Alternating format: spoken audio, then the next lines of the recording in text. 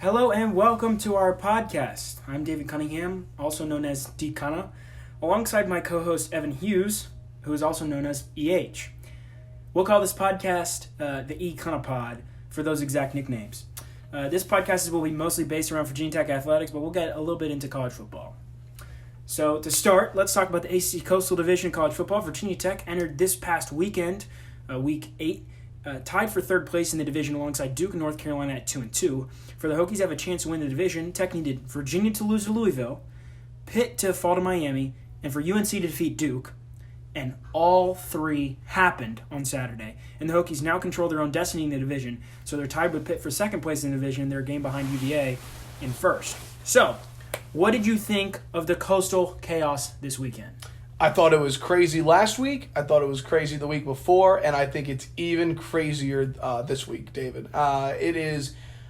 It has been coined by some reporters as the division of suck.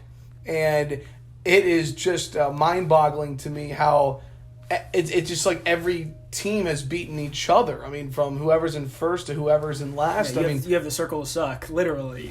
We've even seen Georgia Tech beat Miami. I mean, and we all thought that Georgia Tech might go winless in the conference. You've got a team like Virginia Tech that I think everybody thought might go winless as well after the Duke loss at home, 45-10.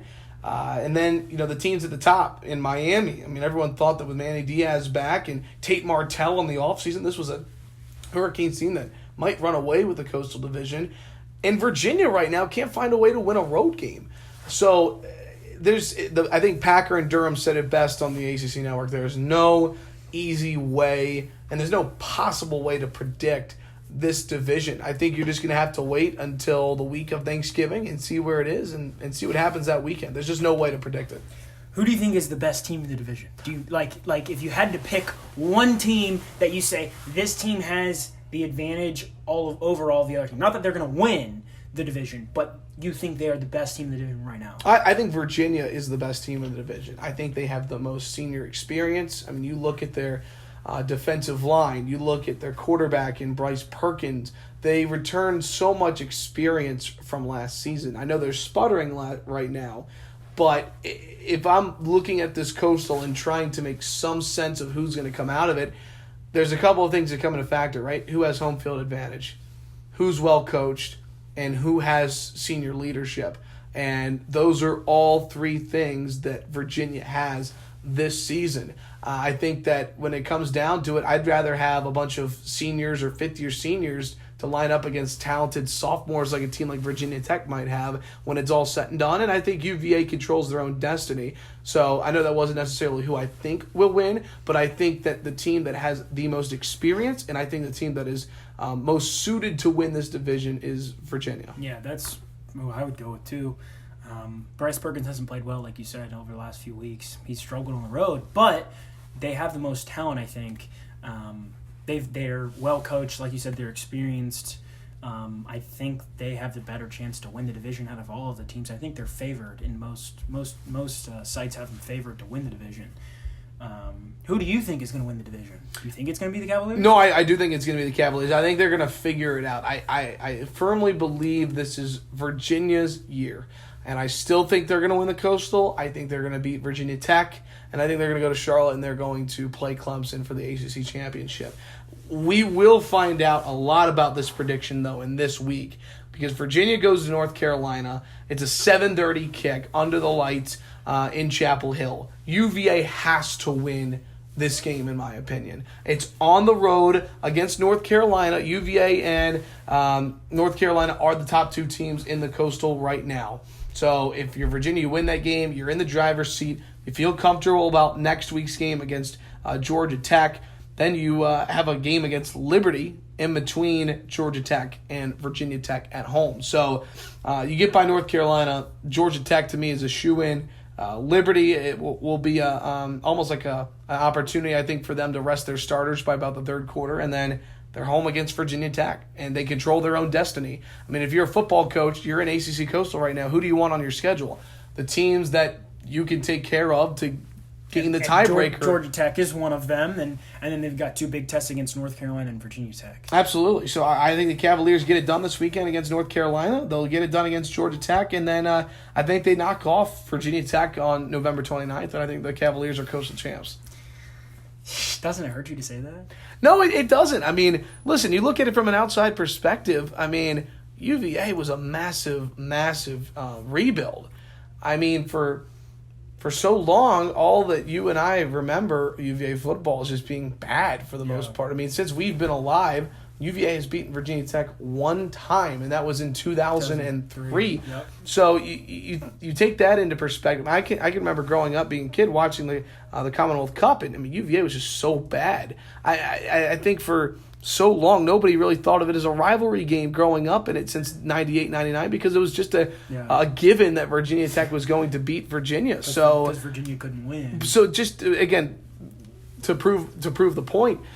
It's incredible what Bronco Mendenhall has done, and his system works at a place that is difficult to win like BYU, and he's gone into Charlottesville, and they win the Belk Bowl last year, they beat South Carolina, and now they've got a chance to keep winning, win the Coastal, and who knows, against Clemson. Man, could you imagine, as a Tech fan, could you imagine saying Virginia Cavaliers ACC champions? But here's the thing. I could imagine it, and here's why, David. Here's what I'm going to say, man. I mean, UVA's athletic program is so good. We talk about the finances that they have, the ability to go every basketball, sport. Literally everything. I mean, you want to give UVA some credit on the hire as well. How about Carla Williams as the athletic director there? The job she has stepped right into from the University of Georgia. I mean, honestly, what's not to like on the outside about UVA's athletic department right now? I mean, I pointed it out. The only sport that they're struggling in right now as an Olympic sport is softball, okay? And they just built a brand new multi-million-dollar facility and field, and UVA is going to get good in softball here in the next couple of years. Everything's clicking. So I know this is weird. It would not surprise me. I guess in football terms, yes, against Clemson, this team beating Clemson would surprise me. But UVA being ACC champions in the next 5 to 10 years, so scary, it does not surprise me. As a Tech fan, it's scary. Like, I can see it too. I see what you're talking about where UVA's, they're coming over the horizon. Their basketball team, over the horizon. Their soccer team and baseball team, fantastic. Like, the soccer teams, they're top in the country, and baseball team, they won national champion a couple of years ago, right? Yep, correct. So basketball won last year. Lacrosse national championship from last year. Too, it's scary. As a Tech fan, it's scary. I think it's a scary time for Virginia Tech fans. I'm going to be honest with you, David. I think growing up in this state from 99 until about 2012, all it took was Virginia Tech football to dominate the headlines in this state. I mean, Virginia didn't have one sport that was good enough to be in the conversation. And when the Hokies were in the top 10 for so many years, even though UVA and all the other small sports beat Virginia Tech, and like we talked about the soccer, the tennis, the Tech would win in football, and it wouldn't matter overall. It wouldn't matter. Now, if Virginia gets football over Virginia Tech, Virginia Tech is going to be little brother to Virginia in just about every sport. So I'll be honest with you. I do think it is a potential eye-opening year for Virginia athletics, because if they beat the Hokies, then what do the Hokies have to hold over UVA? They've got more money, better facilities, and all programs clicking at once, which is a scary thought for Tech fans. And Whit Babcock's sitting there shaking his head. Now, there's one person, though, to get it right back, though. It's Whit Babcock, and he's going to have something. Well, I think the hard part is their programs are so good on national level. Like, you saw the women's team and the men's team in soccer both go toe-to-toe. Lost 2-0. I mean, they were fairly close matches. UVA pulled away with it at the end. Women's basketball, I think UVA's women's basketball program has also struggled a little bit. They've been a little bit stagnant. But the Hokies led by, 20-something in Charlottesville last year and gave up the win. So it's, things like where Mike Young, if we're talking 10 years ago, UVA basketball was okay, and a program like this where Mike Young, first-year head coach, might be able to win in Charlottesville, they're going to have, barely any chance to beat Virginia in home or away this year. I mean, football loses. I mean, Virginia might sweep the Commonwealth Clash this year. Not wrestling. Not sweep, but... So, okay. I hear your point. It won't be close. Wrestling is the one sport Tech has an advantage. I mean, that's Tech's best sport by far. And softball. Tech softball and Tech wrestling will win. But everything else, I mean, they've already swept soccer. They probably will sweep men's basketball. Women's basketball is kind of back and forth, 50-50. Could win football. I mean, and it's scary. I think... like you said though, I think if anybody can get the Hokies back on the right track, it's the man with Babcock. I mean, he knows what he's doing, but man, like it's and I know you'll see. I mean, we'll both see the outbursts on Twitter. I mean, on social media. If Tech loses to UVA in football, it'll be like, what has this program fall? I mean, like, because people will think it's taken a step back when in reality, it has a little bit. Obviously, a team isn't as good this year as it was in 11, 10, 12 win seasons under Beamer, but Virginia has gotten a lot better. And I think a lot of fans are going to be calling for a lot of jobs if something goes wrong in November. Yeah, no, I'm just not in my head thinking. But I do think, though, Virginia Tech has taken a bigger step back than Virginia has taken forward. Yeah, this is not a Virginia Tech football team that's going 10-2 every year, 11-1, and which is what there's used nothing. to happen. I mean, listen, that's what a legendary coach will give you, right? And anytime we see dynasties start to come to a slow end, it's not like you're at the top of the hill and then you go completely down the next year. It's a slow decline, and that's what we saw towards the end of Coach Beamer's career. And then for anyone to step in and try and fill the shoes of that, it's hard to expect 10-2, 11-1 every year. So that's no shot at Justin Fuente. That's just a glance at where the program is and the steps that it has taken backwards since being a team that was contending for BCS Bowls every year. Still a formidable program, but that UVA has taken a step forward.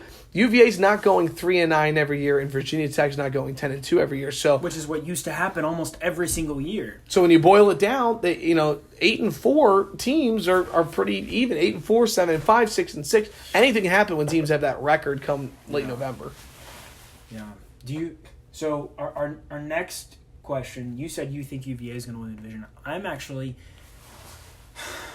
going to have a hard time saying this, but I too think UVA is going to win the division. I don't think they escape North Carolina this weekend. I think North Carolina wins. But I think North Carolina trips against NC State late in the season. And Virginia wins out the rest of the schedule. They win Georgia Tech and they win Virginia Tech. And I think Virginia wins the Coastal. And it's scary, like I said. But I do think Virginia's going to win. I think the Hokies North Carolina. I think Hokies finish second. I think the Hokies will win against Georgia Tech and Pitt. I really do think they will, but I do not think they will win in Charlottesville. And it's tough saying that because it's been a battleground, and the Hokies have won the battle every single year for the past since 2003, so last 15 years. Every time they played in Charlottesville, so every other year. But I think this is UVA's year, and it's scary to say that. But what do you think? How do you think Virginia Tech's chances in the Coastal Division will play out? They've got Georgia Tech, Pitt, UVA left in the division, then they got Wake Forest in 2 weeks at home in the Atlantic. I say this all the time, David. When the schedules come out in the offseason, it gives me a chuckle how many times people will predict a Virginia Tech football schedule. I mean, how 80 to 90% of Twitter, which, again, I know is not the whole fan base, but they look at the schedule and, Tech's going 10-2, losses to Miami and Notre Dame. Again, last year, who would have predicted that Virginia Tech loses to Old Dominion, they lose to Georgia Tech, Pittsburgh, Miami, they have Boston College. They almost go a full calendar year without winning an ACC game at home. So I think when you look at the rest of the schedule, again, I don't want to make predictions because I don't think it's crazy that if Virginia Tech were to, hear me out on this, somehow the Hokies go into South Bend and win, and then they lose next week to Georgia Tech. Wake Forest, followed by Georgia Tech. I mean, there's just no way to predict. So here's my thing. I think the Hokies obviously lose to Notre Dame. That doesn't affect the ACC. But I think they lose to Wake Forest. I think the Georgia Tech game is going to be an absolute nail-biter. I just You mean like how it has been in the last couple of years? Well, not even under Justin Fuente. Last year, Georgia Tech set the Lane Stadium rushing record. They didn't complete but it was a close game for half of the game. And then it was 49-10 the final, right? Well, but I mean, 2 years ago when we were a freshman in Atlanta, it was a nail biter, and there was a couple questionable calls, and Justin Fuente could never beat Paul Johnson. He went 0-3 against Paul Johnson, and then when we played them at home again, every single year it is a nail biter. We haven't beaten Georgia Tech in 3 years under Justin Fuente. I don't know if we will this time either. It makes me chuckle when I see Hokies fans saying that's an automatic win. I'm like, I mean, again, who would have predicted that Virginia Tech was going to turn the ball over 5 times against Boston College, lose 45-10 to Duke, and then I put out a prediction anonymously on Twitter, on your Twitter in the beginning there, and I said the Tech would lose to North Carolina. And the amount of feedback I got from fans about how would North Carolina beat Bud Foster in his final year, how could you say? North Carolina is crushing Virginia Tech in recruiting right now. They just got the number 1 player in North Carolina, a defensive end who was a 5-star, who considered Virginia Tech, picked North Carolina. The Tar Heels are going to be legit for years to come. So all I'm saying is when I look at this Coastal right now, I think the Hokies will get 2 wins. I don't know which ones. I do think 2 ACC wins. 2 ACC wins. They get to 7 wins. They keep the bowl streak alive. I don't know which ones are which, but my thing is, to Hokie fans, you cannot sit here and tell me that it's an automatic W against Georgia Tech. Shot at Sheldon Moss, maybe? No, I don't think. No, Shelton always is. Jokingly though, that's what Sheldon always says. Massive W. Yeah, I think the Hokies can pull out 2 more wins in their last 5 games, maybe 3. It all depends. I think kind of how Hendon Hooker's playing, how the defense is playing. I mean, the Hokies could go into Notre Dame and stun them this weekend. Like I don't see that, but I do see Virginia Tech keeping it within 17.5 points. Yeah. I think there's a possibility. Like, I mean, obviously anything can happen, but I don't think it's likely to happen. But I mean, when Wake Forest rolls into town in 2 weeks from now, when everybody's complaining, I want a night game, and it's a 3:30 game, that's going to be another big one. I mean, the Hokies might go. I mean, Hokies are on a 3-game win streak right now. They've got it. They could go 4 this weekend, but obviously a big test in Notre Dame. I'm interested to see when they lose, if they lose against Notre Dame this weekend, can they snap back? Even though it's a game that does not matter in the ACC perspective, it doesn't matter if you lose because it doesn't change the standings at all for you. In the Justin Fuente era, the teams have not been able to fight back. They've not been able to bounce back. We saw that last weekend against North Carolina, that they were. They did it for one of the first times ever. Against Virginia last year, they did it a little bit. They were down, but it was a close game, and it's a rivalry game. You know what's funny about that, though, is that Justin Fuente had never lost back-to-back games in his tenure with Virginia Tech until the consecutive losses to Miami and Georgia Tech. And he was being praised 2 years ago for being someone who always got his team to bounce back. And it's just funny how the times have changed and how we're talking about. I just, again, if I'm speaking freely about the Hokies here on the ECunna podcast, this game, I'm not going to say it doesn't matter because it does, and it's Notre Dame, and it's a chance to get to 7 wins. But this game, it's like the Liberty game on the schedule for UVA in between Georgia Tech and Virginia Tech. Like, I don't think this game, if Virginia Tech goes out and loses 38-0, it doesn't matter. Yeah, it just doesn't matter. Well, I think it'll mess with the players' confidence. That's what I'm afraid of, because it doesn't matter in general. Like we both discussed, it literally doesn't matter. Tech could lose the game, go out there, Notre Dame could wallop them 45-0, and Tech could come out and play great against Wake Forest in 2 weeks. But they haven't been able, since last season, since their loss to Notre Dame and to ODU, they bounced back from ODU, but after the Notre Dame loss last season, they weren't able to go anywhere. They weren't able to pick the momentum back up again, and they fell. Here's a couple things, right? I mean, I go back just classic Virginia Tech football. Upset Ohio State in 2014, lays an egg against East Carolina the very next week, right? So high to low. We have seen lows to highs before. I just don't really buy in to all of that person. I don't see a hangover of confidence in whatever because of a beatdown against a really good Notre Dame team if that's going to happen. So I just... Again, I think the Hokies have momentum in the ACC. And again, you boil the season down to you're just looking for 2 wins. That's all this team is looking to do is just to find a way to get 2 wins. Do you think any team can stop Clemson in the ACC? No, absolutely not. And I think whoever plays in the ACC championship loses by at least 3 touchdowns. You're not wrong. I think Wake they travel to NC State in 2 weeks, and they play Wake Forest a week after. So I think those are the 2 best chances for a loss in the ACC. But I agree with you. I don't think any team is going to be able to come close because of the talent Clemson has. Because they've out-recruited every single person in the ACC, every single team in the ACC by a mile for the last 3-4 years. You look at the position breakdown. I want someone to tell me, compare Clemson's roster and their starting units, each unit, to every coastal team. I want to know if there is an advantage for any unit on any coastal team compared to any Clemson unit. Quarterback, Clemson. Travis Etienne, running back, over any coastal running back. Receiving core, defensive line, linebacker. There's no place that Clemson is not better than. And I know some people might say, oh, well, they almost lost to North Carolina on a 2-point conversion. That happens. Syracuse beat Clemson twice, right? And that's no shot at our friend Bill Roth, Syracuse Horns. They've played well when they beat them. But when Clemson gets down to business late in the season, they don't sputter. They are a well-oiled machine. Yeah, and the only team that's been able to beat them in the postseason has been Alabama. And they understand the fact that if they were to trip up this late in the year against an ACC team, they wouldn't. They're not going to make the playoffs. I do not. Last year, Pittsburgh got crushed. And I'll be honest with you, I looking at last year's Pitt team that went 7-6, nobody in this division this year in the Coastal is better than that 7-6 Pitt team.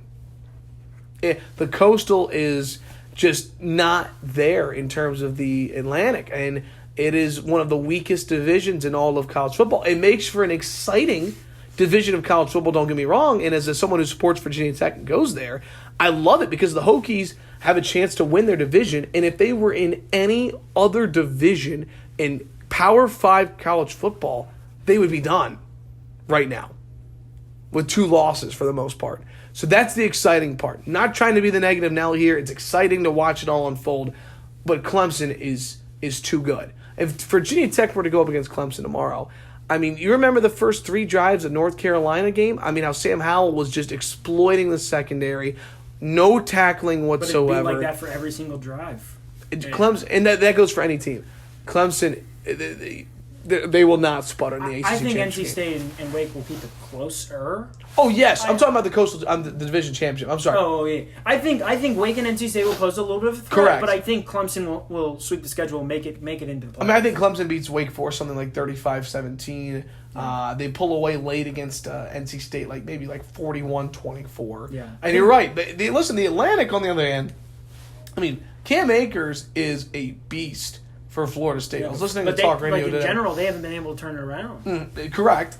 Wake Forest has been strong. NC State's not too bad this year. There's a couple. I mean, you give someone like a Syracuse a coastal schedule, you put them in the coastal, they might be one of the better teams. So I mean, listen, I agree with you that Imagine if Clemson had to play the coastal schedule. I mean, it'd be no question. I mean, Louisville right now might be the best team in the coastal if they were in the coastal. And almost any Atlantic team could be the best team in the coastal. It's not a shot at anyone particularly in the coastal. It just goes to show. I mean, a chance for 8 different winners in the last 8 years. That is parity to a T. Who do you think is going to make the college football playoff? Do you think? I mean, you say Clemson. Clemson's going to make it in one of the spots. I think if they win out, yes. Clemson. So Clemson wins out. Clemson makes it. You've got. I mean, we've got some really good matchups, especially in the SEC and the Big Ten. There are some really good teams. You got Minnesota, underdog. They could win the Big Ten potentially. Ohio State and Penn State too. I don't think Iowa and Wisconsin have a chance just because they have one or two more losses, but they're there. Michigan, same thing with them. Then in the SEC, you've got LSU, Alabama, 1 and 2 currently. Florida and Georgia, right there. They play this weekend or next weekend. Auburn is right there too. And in the Big 12, you've got Oklahoma and Texas. Texas isn't really doing much, but Oklahoma is there. They just fell. Who can make it to the playoff? And is this going to be a potential 2 Big Ten team in one SEC team, or two SEC team, 1 Big Ten team, 1 ACC team? No. First of all, for the longest time, I was the biggest advocate for an 8-team playoff. I'm actually disagreeing with my freshman year pitch in Com 1015 that I did in front of the whole class. 4-team playoff is excellent because there are going to be good teams that get left out. I think Oklahoma and the Big 12 were eliminated after this weekend. Kansas State. I think Oklahoma had to run the table. I just don't think that the committee will put them in for this reasoning. And who else I have in right now? I have Clemson in as the biggest lock out of any team in the country because of their schedule. And because of the fact they're most likely to run the table. If they lose, I think Oklahoma has a better case to make the playoff than Clemson. But I think Clemson is in right now, assuming that they win out. I think that Alabama is in because they are going to beat LSU in the regular season. But here's where things get interesting. Let's say Alabama beats LSU in the regular season, right? And then we get a situation like 2011 where LSU and Alabama are the best 2 teams in the country, but LSU is sitting at home during the SEC championship. How do you feel about putting a team in the in the college football playoff who didn't even win their division? Well, that's what happened with Alabama. Correct. I'm sorry. It was flipped. LSU beat Alabama, but Alabama that's what got happened it. with Alabama a couple years ago with Auburn. Correct. Where Auburn and Georgia faced off. Georgia made the playoff, and Alabama snuck in. And Auburn beat Alabama in the Iron Bowl and was sitting at home. I completely see where you're coming from. But I think LSU might be the best team in the country alongside Ohio State. So long story getting to my point. My final seedings right now. Number 1, I think Ohio State deserves to be the number 1 team in the country right now. And LSU has played the toughest schedule, but Ohio State looks freakishly Justin good. Fields for Heisman. I think he's the Heisman winner right now. I think you have to give it to Justin Fields right now. And then Chase Young on defense. I mean, he might be the second. He's probably the best player on defense in the entire country. Completely agree, and I don't think Ohio State's getting enough credit right now. Okay, so the Buckeyes are the number 1 seed because they're going to eventually have to beat Michigan.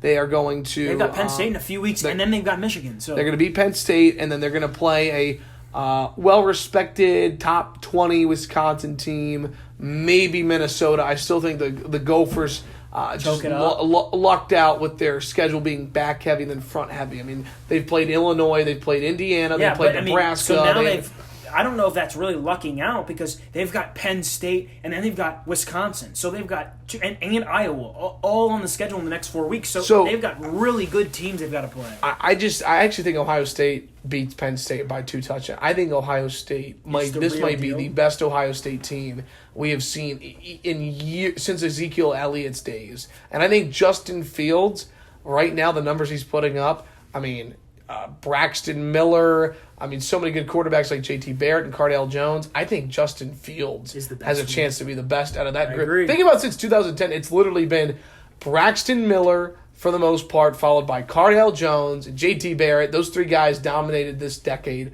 for Ohio State quarterback. Fields that good. So they're number 1. Clemson will be number 2 because they're going to be undefeated and they're going to be the ACC champs. Where I see the Alabama will be number 2. Sorry, because they will the undefeated SEC champs. Okay. Clemson will be 3, and LSU will get in as the number 4 team at 11-1 because the SEC and the strength of schedule for LSU will come into play. Again, don't forget, LSU went on the road and beat an unbeaten top 10 team in Texas in a shootout, okay? That's not just talking about how good the SEC schedule is. They went to Gainesville and beat an unbeaten Florida team and scored 42 points. And then they beat up on Auburn. And even if they lose a heartbreaker to Alabama, the point of the college football playoff is to put the 4 best teams in the country in. And I'm tired of people saying it needs to be fair, or if you go undefeated, that's more important. I get that they might not win a division, but to me, that does not matter. The 4 best teams get in. So I think it's going to be Ohio State versus LSU.